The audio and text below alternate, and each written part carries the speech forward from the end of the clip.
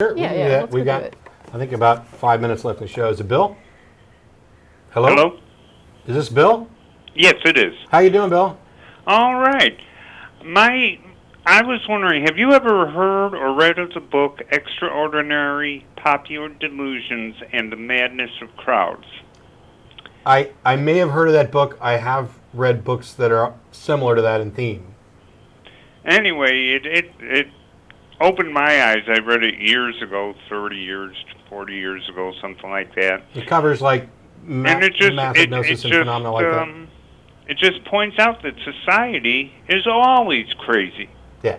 They're always passing these crazy rules like you can't buy beer at 11:59, but you can buy it at 12:01. Yep.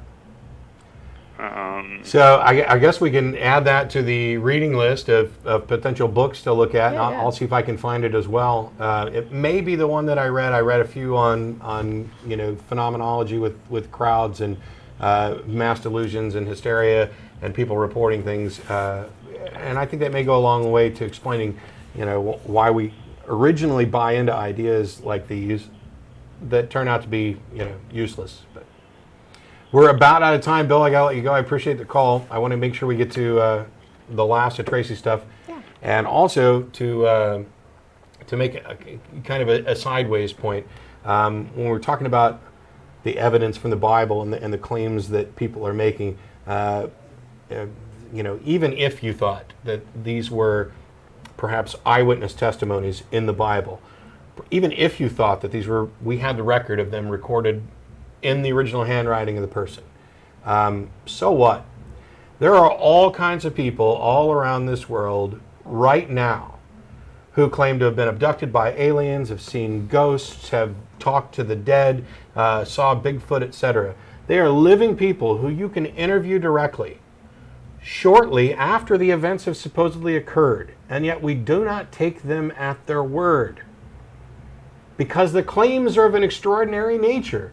You don't believe madness just because you got it from an eyewitness, no matter how reliable or sincere the person is. I have people who I trust about a great many things, who I think are eminently reasonable, who I care about. And when they tell me something that is batshit crazy, I don't buy it because it's not enough evidence. And if you think that a handful of books for which we don't know who the authors are, we don't have the original copies, they were written decades after the events by non-eyewitnesses, so we've got hearsay of copies, of translations, of copies, of modifications with forgeries included, and you think that's sufficient evidence to justify the claims that are in the book, you are deluding yourself. There's no nicer way to put it. I realize that's offensive. It's still the truth. You would not accept any other claim on the basis of the evidence for which you accept your religion.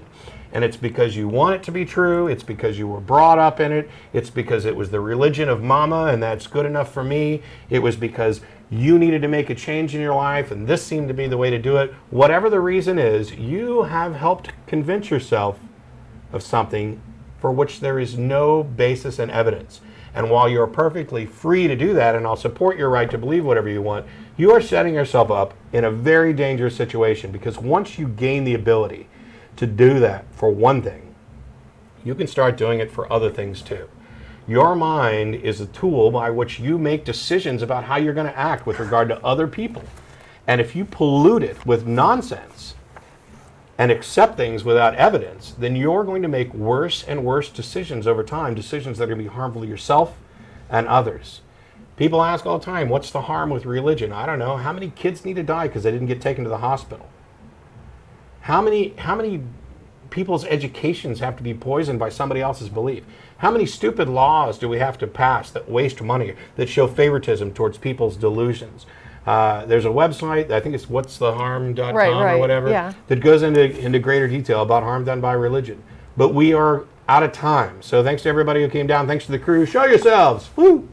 We'll be back again next week. We appreciate it. You can join us down at Threadgills here in about 30 minutes or so, and we'll see you then. In the meantime, science. It works, bitches!